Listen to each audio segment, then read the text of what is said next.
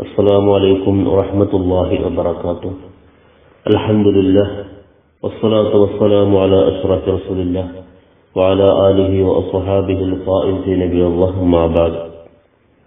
وعن سهل بن سعد الساعدي رضي الله عنه قال قال رسول الله صلى الله عليه وسلم لو كانت الدنيا تعدل عند الله جناح بعوضة ما سقى كافرا منها شربة ماء.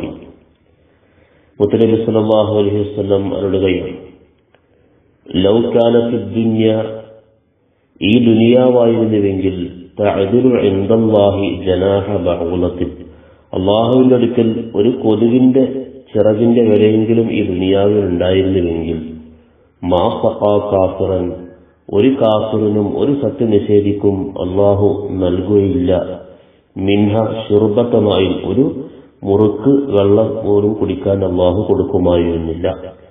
അപ്പോൾ ഈ ഭൗതികമായ ലോകത്തിന് അള്ളാഹുവിന്റെ അടുക്കൽ ഒരു കൊതുകിന്റെ ചിറകിന്റെ വില പോലുമില്ല. അത്രയും നിസ്സാരമാണ്. മനുഷ്യന്റെ യഥാർത്ഥ ജീവിതം പരലോക ജീവിതമാണ്. യഥാർത്ഥ ലോകം പരലോകമാണ്. ഭൗതിക ലോകം കേവലം നിസ്സാരമായ നൈമിഷികമായ ഒരു ജീവിതമാണ്, നശ്വരമാണ്. അതുകൊണ്ട് തന്നെ മനുഷ്യൻ വില കൽപ്പിക്കേണ്ടത് ഭൗതിക ലോകത്തിനല്ല, പരലോകത്തിനാണ് എന്നാണ് ഈ ഹദീസിലൂടെ മുത്തനബി സല്ലല്ലാഹു അലൈഹി വസല്ലം ഓർമ്മിപ്പിക്കുന്നത്. തഖബ്ബലല്ലാഹ്.